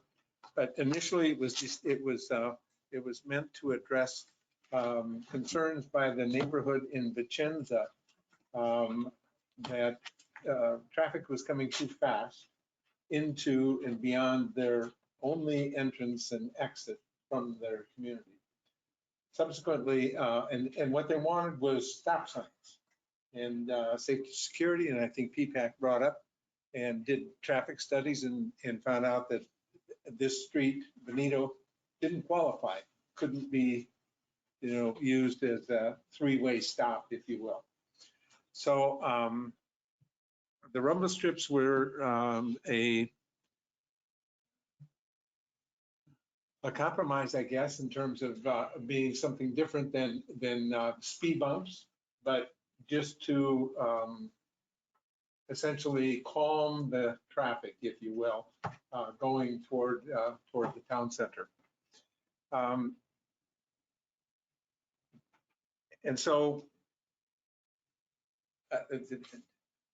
on both sides of the issue, There is a concern for those people in Vicenza neighborhood. They almost all showed up at a meeting and indicated that they really wanted to see something done. We also have a lot of people who ride bicycles and or golf carts to the town center, and they have some issues with whether or not their damage could be done to their golf carts. A couple of weeks ago, there was a company called Hole-in-One Golf out of Naples that were promoting their golf carts at the town center. And one of their salespeople had told a number of the residents that their golf carts could be damaged by the rumble strips. And that even pavers, because of an uneven surface, might be damaging. So at the last meeting, the Safety and Security Committee had discussed this extensively, and I showed them a bunch of different pictures. One of the rumble strips are on CDD Road, and the other one is on Pelican Preserve Road, the closest to the town center. But what seemed to be a consensus among that group is that perhaps we could make a compromise where the rumble strips would be of such a length that there would be 4 feet for bicyclists and golf carts to go through unimpeded, and cars would need to be would still need to go over those. Traffic studies have shown some calming effect with the rumble strips, but it's about 2 miles an hour. And subsequent, yes. I'm sorry. Hold on here, please. Okay. We haven't asked for discussion yet. When we do, you can make your comments, okay? Thank you. And so the feeling was that could be a compromise that would satisfy the safety concerns of the Vicenza neighborhood, but also the legitimate concerns of those who own golf carts, because new golf carts can be $12,000 to $16,000, so there's a significant investment as well. Now, we are continuing to do additional traffic studies as well, primarily about speeds. One thing that came up, and I'm not sure if Laura will be able to find it if we have it in here, but there is on Prado Drive a 25-mile-an-hour speed limit. And most of what we're seeing in neighborhoods in 15-mile-an-hour speed limits, people are doing 18 to 20 miles an hour, including Benito. In the 25-mile-an-hour speed limit, people are also driving 20 miles an hour. So should there be a consistent speed limit in the community? Because 15 miles an hour is not enforceable. So some of this gets into more of the safety and that's a separate issue from yes from the rumble strips. Now, you have a comment, sir? Please step up, make your comment. My name is Doug Edmonds. I'm in the Marina community. I don't have any feelings one way or other about the strips themselves, but it's becoming an eyesore with all the cones. It's trashy looking. That's you know, it's in a couple of years, I'm not sure what's going to be there because they keep adding debris around the whole area. You make a good point. Yeah. What has happened with the rumble strips is an attempted behavior modification, and it has not worked. And the reason for that is that people in golf carts have been without the cones. We're driving across the double lines, which of course is a traffic violation, to drive around them. So the idea was to avoid potential head-on collision by putting those cones in place. So the unintended consequence of that meant that people now drove in the gutter and up on the grass. And so you've noticed 2 long strips of dead grass on the side of those. So, like I say. Yeah, the intent, Doug, is probably to put rumble strips, new rumble strips, again with a 4-foot opening on the two places that they don't exist now, either side of the road. And once that's done, that will prevent people from crossing over and we will take the cones away. The cones were not ever intended to be permanent. They were put there to address what we thought was a safety problem. And unfortunately, because of problems we've had with the city bureaucracy, we have not been able to clear those away, but we are working on doing that. But give a 4-foot lane for golf carts. But give 4-foot lane for golf. I did reach out to the city engineer, transportation engineer, just to see what the process would be if you guys were to make changes, because there was talk about removing the rumble strips, and you would need to go through the same process to remove or make changes as you did to install them. So there needs to be a plan and there needs to be a permit. My feeling is that we should make the change now of decreasing the length of the rumble strips so that we have that 4-foot barrier. And then if we put in new rumble strips, clearly we'll have to go to the city. No, I'm saying changes. If you change what's been approved by the permit, it needs to go through the city. Which would be the same as putting in a stop sign. You still have to go to the city, is what you're saying. Right. So is there any difference? We just put a stop sign. We'll Took out the rumble strips totally. You, in order to remove the rumble strips, you need a permit.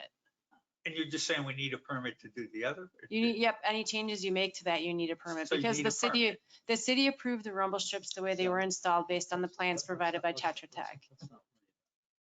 We'll take care of it. People are in agreement that we should have 4-foot wide lanes. Could I make a suggestion as a frustrated design engineer? I have looked at that and I voted for the rumble strips. I certainly supported that as a deterrent for slowing cars down. I didn't realize the potential issues that were facing us, unfortunately. But if the issue for a golf cart is that it can be damaging to them, and I talked to that fellow also. I saw him talk to some other residents and I kind of engaged in that. I've started almost stopping so I don't bang my golf cart, and I'm not worrying about the cars behind me that are getting frustrated, quite frankly. But if I was a designer, I would put a gap in those rumble strips that would be 2 gaps actually, to allow the golf cart wheels to go through them so that you don't eliminate or have a big 4-foot wide area, because a 4-foot wide area, now that I've studied this, cars are going to try to capitalize on that. If you made 2 gaps so the cart could go through it, and that would allow bikes to also go through it, and look at these 3-wheel bikes that really have an issue. I don't know how they can avoid it, but maybe we can place the rumble strips strategically to allow golf carts to get through and still hit all 4 wheels on a car. I don't think we're going to design it here. No, I'm not saying we are. I'm just stating there might be a way to do it better. Okay. And So Mr. Chairman, I must say, I've been on this committee almost a year and a half now, and every time, no matter where I go, it's about rumble strips. And I don't know why these residents said about having the rumble strips, that they think they can get out sooner of their community with them versus without them. But I propose that we remove the rumble strips entirely. And this way, we got another issue with this boardwalk now, is gonna replace rumble strips every week. So let's look at the rumble strips and say, I don't believe they're required anymore. Well, now this, the Safety and Security Work Group has invested a lot of time. I know you And have. they're fully invested in this process. And it's been convoluted at best, and it's kind of put us a little bit crossways with the city, frankly, I think. So the idea behind the currently is to have this Florida engineering group, consulting group, come up with some ideas, and perhaps they would have engineering ideas or such. But, opening it up for, so unimpeded flow of golf carts and bicycles, three-wheel bicycles could do the same. Now, would people driving their cars up on the grass? I don't know. But, Okay. otherwise, it's easy to say, just take them up. On the other hand, that kind of illustrates a little bit of disregard for the people in that neighborhood who were really behind it. And yet we've got 24 homes that are kind of holding 2,500 homes hostage to this. Exactly. So, Good point. But part of it was not only to give them easier access, but part of it was to slow the cars down on Veneto. And it has slowed the cars down, not by a great deal, but it does slow the traffic down. So let's let our consulting group take a look at this and we'll move forward from there. This is an issue that will never die. No. Okay. Randy, do you have other things to? Well, a few other things. As I mentioned, there are a number of different traffic studies going on, and I'm sure most all of you have seen the flashing lights, that tells you what your current speed limit is.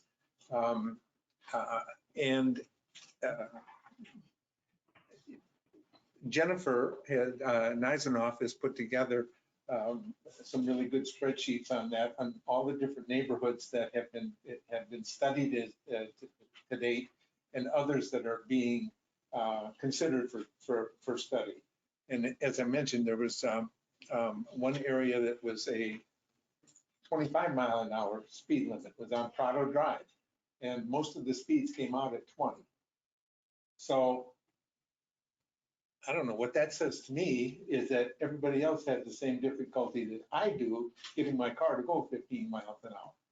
But most of the time it's 18 or 20. And yet the people who are driving 20 miles an hour on the 25 are being cautious. They're being careful. They're not trying to speed.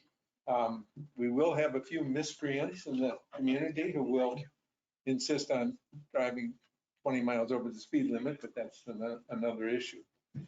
If in fact it was decided that a higher speed limit for the entire community would be implemented, then perhaps the Fort Myers Police could do something in terms of enforcement. 15 miles an hour is not an enforceable speed limit. We have engaged the Fort Myers Police over the last couple of years or a few years to have a presence in Pelican Preserve. And I know that Don Bickle particularly is frustrated that they don't write tickets. And he said that the police department in general seems to be disinclined for traffic management. So the question going forward is, how much do we invest in having their presence here, just because seeing it is something of a deterrent to make people listen up. A couple of other things. Lighting is being studied right now by Tetra Tech in the Cypress Grove Drive, Pelican Preserve Boulevard intersection. And then there are considerations being made about other areas, perhaps the entrance to Pelican Preserve, and whether there should be some additional illumination. And so we're going to get some recommendations on that, and then look at costs. They're pretty expensive to put in new streetlights and so forth. But I think there's a will to do that if areas would in fact be safer for the residents if we invested in that. Another thing that's being considered, and perhaps this new consulting firm, if we get a chance to engage them, could take a look at the traffic circle down at Prado Cypress and Prado Pistoia. They have the appearance of a roundabout, but they are not in fact a roundabout. They're like an island monument. and there's no real stripes that give lane indication. And so there's some thought that maybe some recommendations could be made. And maybe nothing needs to be done, but it is something that's being considered. Any questions of Randy about safety and security work group? If not, we'll move on. Joe, do you have any further report on landscape work group? No. Okay. Takes care of any other questions of Joe? Okay, CDD meeting attendance. We have the 7th of April and the 21st of April. I'm willing to take the 21st of April. Is there somebody who? I'll do the 7th. Okay, Joe will do the 7th. Okay. Takes care of that. Any committee member requests, special comments? Carol? Yes.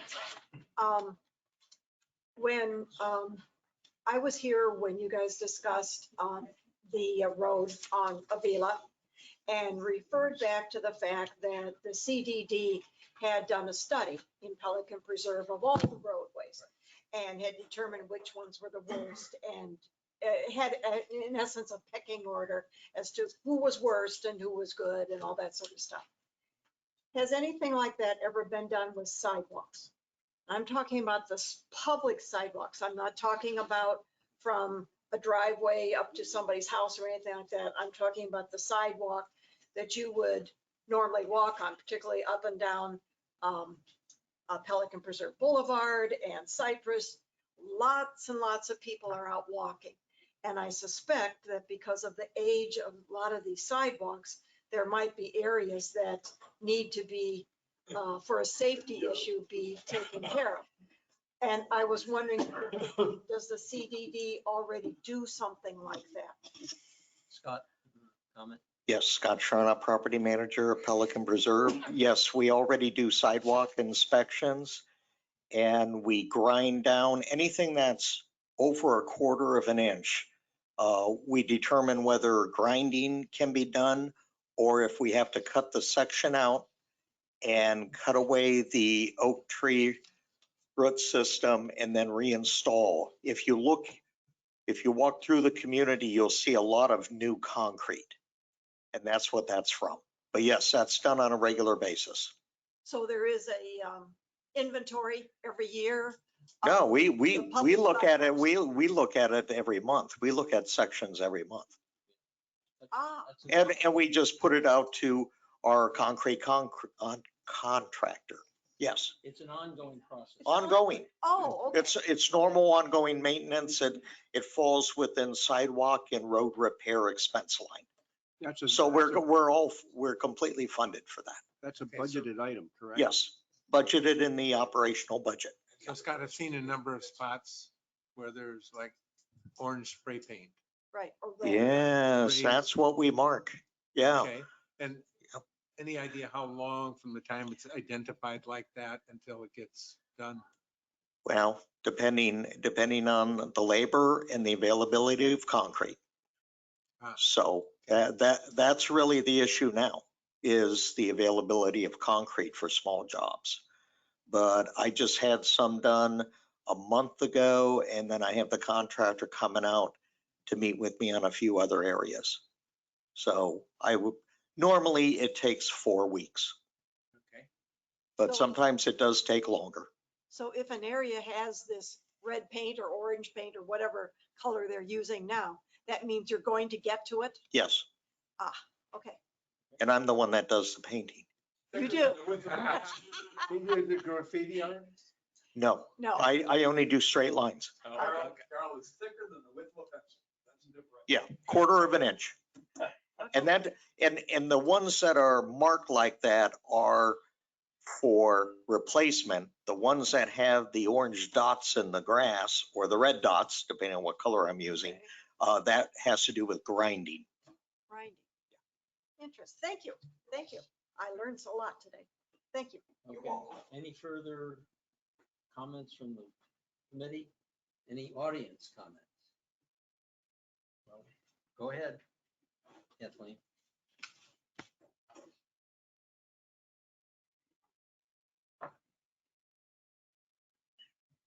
Good afternoon, Kathleen Anderson, President of Villa Circle. To add to the sidewalk thing, to clarify is, it's to me no different than if you see a broken sprinkler, you know, it's all our responsibility to report it. And in the past, what Scott was saying is, like in a villa, there's some damaged sidewalks. We actually in the last year had 3 people walking that fell and one broke her knee open. Wasn't broke, but it was bleeding. And I encouraged her to report it. I don't think she did, but they're reported usually, I know in a villa, usually by a board member or maybe a resident sees it. But, you know, if you see it, that's how it's always worked, I think. People can report it to Scott. He comes out, they assess it, sends him out, and then he's out with his spray paint. I've seen him with it before. So that, just to clarify on the sidewalk, that system seemed to be working so far. Thanks. Any other audience comments?